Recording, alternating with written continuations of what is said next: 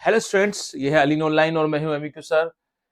आज की क्लास आप लोगों के एग्जाम डे के लिए और एग्जाम डे में आपको किन किन चीजों का स्पेशली ध्यान रखना पड़ेगा ताकि मेन एग्जाम में कुछ गलतियां ना करें, उनको रिमाइंड कराने के लिए मैं आज की क्लास बता रहा हूं। और जैसा कि हमारा थंबनेल है, हम थंबनेल पे आ जाते हैं जल्दी से। ये तो हमारा यूट्यूब चैनल है, इसको आप सब्सक्राइब कर चुके होंगे। नहीं किए हैं तो कोई बात नहीं, मत कीजिए। लेकिन जिसका जो हमारा टारगेट है वो टारगेट पूरा हो जाए, आपका एग्जाम अच्छा जाए, तैयारी अच्छी जाए, ठीक है ना।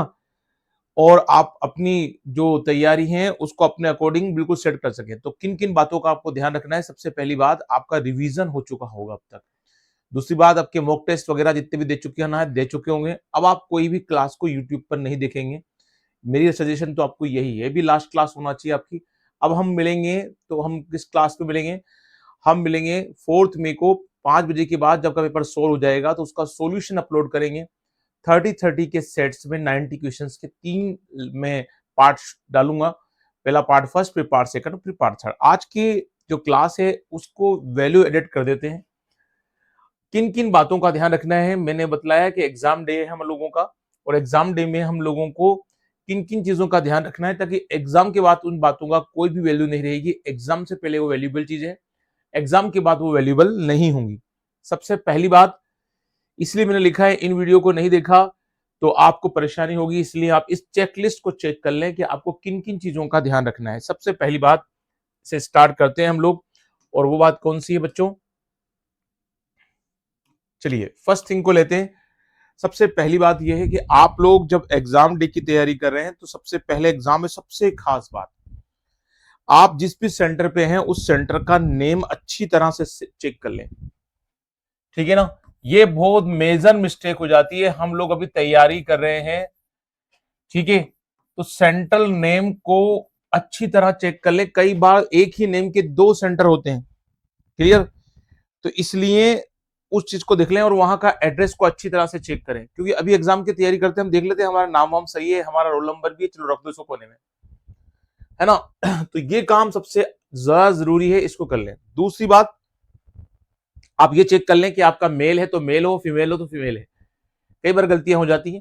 तीसरी और खास बात जिसको आपको ध्यान रखना है, आपको सेंटर में टाइम जो दिया गया है, पहुंचने का टाइम, आप 11 बजे तक पहुंच सकते हैं मॉर्निंग में।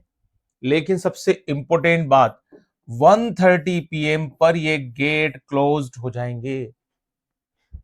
कई बार हम ये गलती कर देते हैं और आप वीडियो में देखते भी होंगे, कई लोगों का अलग अलग उस टाइम मैसेज आता है, और वो मैसेज क्या होता है कि हम लेट पहुंचे और सेंटर का गेट क्लोज हो गया। आप वहां पर कितने ही रोइए, कितना ही आप परेशान होइए, अब आपका इस चीज से रिलेटेड कुछ भी नहीं हो सकता है, क्लियर। आपने गलती कर दी है, अब इस गलती का खामियाजा ये होगा कि आप एग्जाम में दे पाएंगे। तो नेट जैसे एग्जाम में ये बिल्कुल स्टुपिडिटी नहीं होना चाहिए कि आप सेंटर पर 1:30 के बाद पहुंचे। जितने बच्चे वीडियो देख रहे हैं उस बात का ध्यान रखें, आप तो अपनी पढ़ाई को 10 बजे बाद ही छोड़ दें, 9 बजे बाद ही छोड़ दें, है ना। और अब आप कोई मॉक टेस्ट नहीं दे रहे हैं, आप किसी भी तरह से कोई भी कोचिंग का वन शॉट फुल ये रिवीजन शीट फलाना, ये एग्जाम में आने वाले एमसीक्यू, अब वो टाइम खत्म हो चुका है। अब ओनली रिवीजन करें, ठीक है। और इस क्लास को देखने के बाद यूट्यूब को भी टाटा बाय बाय नमस्कार कर दें, क्लियर। एक चीज को एक तो ध्यान रखना है, 2 से 5 का टाइम में आपको 11 से 1:30 के बीच में ही पहुंचना है। मैं तो आपको राय दूंगा कि दोनों के मिड पोजीशन पे देख ले। अगर आपका एड्रेस कंफर्म है, आप उसके बारे में सब कुछ, कोई दिक्कत नहीं है, तो आप मोटी मोटी बात है कि 1 बजे आप सेंटर पर होना जरूरी है, ठीक है। तो मैं अब तो आपसे क्या बोल रहा हूं, 1 बजे आप सेंटर पर होना बहुत जरूरी है। अब अगली बात जो बहुत ज्यादा ध्यान रखनी है, ड्रेस कोड। क्योंकि सेंटर पे जाने से पहले आपका ड्रेस कोड प्रॉपर होना चाहिए, ठीक है। गर्ल और बॉय दोनों के लिए यहां पर थोड़ा थोड़ा सा मामला अलग है। मैं दोनों से एक बात कॉमन कहूंगा, टी शर्ट पहनी है और बरमूडा पहनी है। टी शर्ट जो भी आप पहन रहे हैं उस पर कोई टैग लगा नहीं होना चाहिए, कोई इस पर बेज नहीं होना चाहिए, क्लियर। कोई मेटल का उस पर कोई चीज नहीं होना चाहिए ताकि बाद में उसे काटे, आप काटने का खुद भी हेक्टिक प्रोसेस हो जाता है, ठीक है। जो आप बरमूडा पहन के जा रहे हैं उसमें भी सिंपल जेब हो, फालतू की 15 2-3 पॉकेट 4 पॉकेट ऐसे ना हो, चेन का काम नहीं हो, ठीक है। उसके बाद लड़कियां जो है पॉइंटर लगा सकती हैं, लेकिन कोई बड़ी जो लोहे के मतलब कोई अच्छे मेटल वगैरह वाले या कोई दूसरी जो आर्टिफिशियल वाला नहीं है। नोज पिन या नोज ये भी नहीं लगाना है, एयर पिन वगैरह ये आपको कुछ भी पहन के जाने हैं। बिल्कुल सिंपल जाइए, एग्जाम देने जा रहे हैं आप, किसी मैरिज पार्टी में नहीं जा रहे हैं। क्लियर? तो इस चीज का ध्यान रखिए। बॉयज को सिंपल सा अपना ध्यान रखना है, अगर चश्मा आपका नजर का है तो उसे लगाइए, वरना दूसरी चीजें अलाउ नहीं है। बाद में हम चीजों की गलती ना करें। और ये ड्रेस कोड को आप अपने तैयारी जहां कर रहे हैं उस रूम में रखिए, जिसे पहनिए और पहन के चले जाएं। साथ में अब क्या क्या रखना है उसको भी आप ध्यान दे लें। साथ में क्या रखना है, अगली चीज, तो ड्रेस कोड के बाद आपको आधार कार्ड जो है ओरिजिनल वाला वो साथ रखना है। जेरोक्स कॉपी नहीं चलेगी, साथ में एक जेरोक्स कॉपी ले जा सकते हैं, लेकिन ओरिजिनल आधार कार्ड लेकर जाना बहुत बहुत जरूरी है। ठीक है? 2 कलर फोटोज लेके जाएं, जो भी आपने एडमिट कार्ड में लगाए हैं। एक कबार घूम जाता है, 2 तो लेकर जाए, एक को रख ले, तीसरा कोई मना नहीं करने वाला है आपको, है ना। एक्स्ट्रा हेडेक नहीं पालना, एक एक्स्ट्रा फोटो रख सकते हैं, एक्स्ट्रा हेडेक नहीं चाहिए। 2 जो है पेन रखें, बॉल पेन रखना है, जेल पेन नहीं रखना है। और ये पेन भी कैसे होना चाहिए, मोटर टिप वाले होना चाहिए, मैंने पहले भी कहा था। वाटर बोतल साथ में रख लें, ताकि बीच बीच में आपको बार बार उठना ना पड़े, आप जहां पर है वहीं बैठे रहें। क्लियर? ट्रांसपेरेंट बोतल होना चाहिए, कोई टैग किसी कंपनी का नहीं लगा होना चाहिए। ये चीजें अपने साथ रखना है आप लोगों को। और सबसे बड़ी चीज जो इसके साथ बिलोंग करती है, एडमिट कार्ड। एडमिट कार्ड की 2 कॉपी रख लें, है ना। बाद में आप एक कॉपी को अंदर लेके जाना है, दूसरी तो आपसे कोई मांगेगा नहीं। अपने पापा मम्मी जो भी आपके साथ जा रहे हैं, पेरेंट्स या भाई जो भी जा रहा है, उसको देके रखे। अकेले जा रहे हैं तो कोई दिक्कत नहीं है, इन चीजों के साथ आप जाएंगे। आधार कार्ड ओरिजिनल होना चाहिए, ये बात ध्यान रखिए। एडमिट कार्ड आप कलर निकाल लेते हैं, अच्छी बात है, ब्लैक एंड व्हाइट में कोई बड़ी प्रॉब्लम नहीं आएगी, लेकिन उसपे कलर हो जाए तो अच्छी बात है। ये 5 रुपए का फर्क पड़ता है, कोई ज्यादा दिक्कत नहीं आती है। इन चीजों को किसी को भी दे दें, वो निकला के रख लेगा।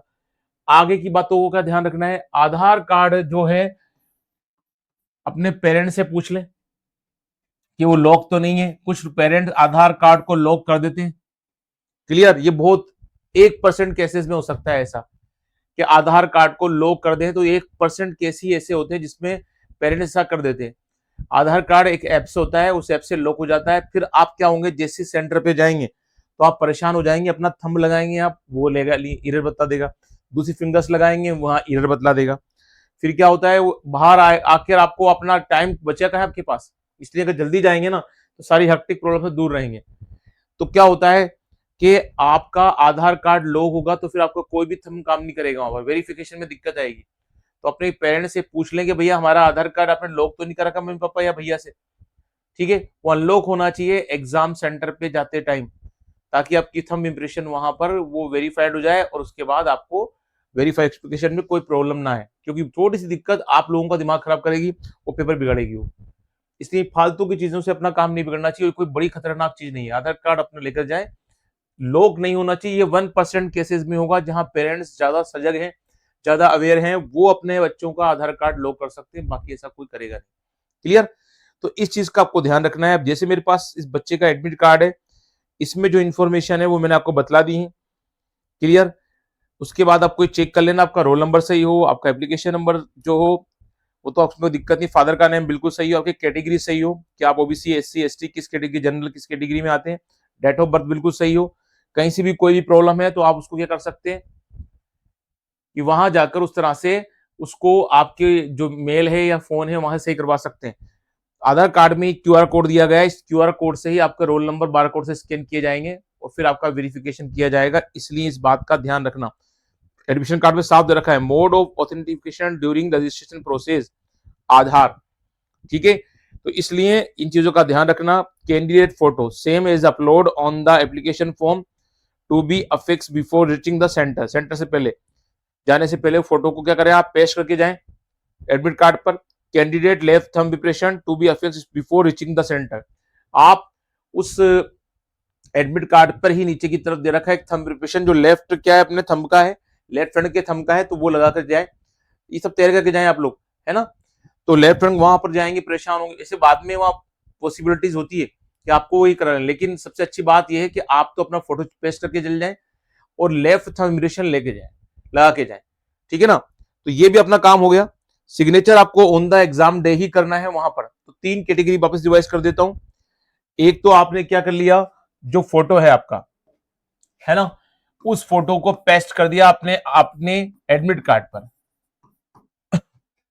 आपके लेफ्ट हैंड का जो थंब है ना, उस थंब को भी आपने ब्लू जो होती है स्टैम्प पैड, उससे आपने क्या कर दिया, वहां पर लगा दिया।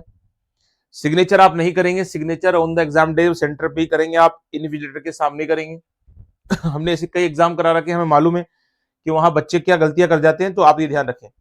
एक बात और ध्यान रखें आप लोग, फोटो अब एक्स्ट्रा रख लें अपने पास। एक फोटो तो सेंटर पे लेते हैं पेस्ट करने के लिए, एक फोटो यहां लगता है अपने इस पे, ठीक है। और कुछ ऐसी चीज नहीं है जिसमें आपको कोई दिक्कत आए, ये सारी बातें आप लोगों को ध्यान रखनी है। सिग्नेचर वही करने हैं जो आपके एडमिट कार्ड पर शो हो रहे हैं, तो ऐसी कोई बड़ी मिस्टेक तो आप करेंगे नहीं। तो इन बातों का अगर आप लोग ध्यान रख लेंगे तो उम्मीद ये है कि आपको एग्जाम डे में दिक्कत नहीं आएगी। ये सारी बातें मैं प्रॉपर कर चुका हूं, ठीक है ना। इसके बाद आपको कुछ और सोचना ही नहीं है और कुछ परेशान होना ही नहीं है। अब ये बात अगर आपकी कंप्लीट है तो फिर कोई दिक्कत नहीं है, अपन लोगों के लिए बेस्ट है, ठीक है। तो good day and goodbye, आप लोगों को बहुत सारी बधाइयां, आप लोगों को बहुत सारा आशीर्वाद, ठीक है। बेस्ट विशेष, आप लोगों का एग्जाम अच्छा जाए, आपकी कोई गलती ना हो, और आप बेस्ट से बेस्ट काम करके अपने एग्जाम को अच्छी तरह से एग्जाम दें। और अपन जब मिलेंगे 4 तारीख को, तो 5 बजे के बाद मैं 30 के अलग अलग शेड्यूल में 3 आप लोगों के क्लासेस डालूंगा, जिसमें 90 क्वेश्चंस बायोलॉजी के पूरे सोल्व होंगे, ठीक है बच्चों। तो एक बार और आपको बहुत सारी बेस्ट विशेष, अच्छा पेपर करना, डरना मत, घबराना मत, ठीक है, कोई गलती मत करना। ओके, मिलते हैं नेक्स्ट में। Good day and goodbye, best wishes.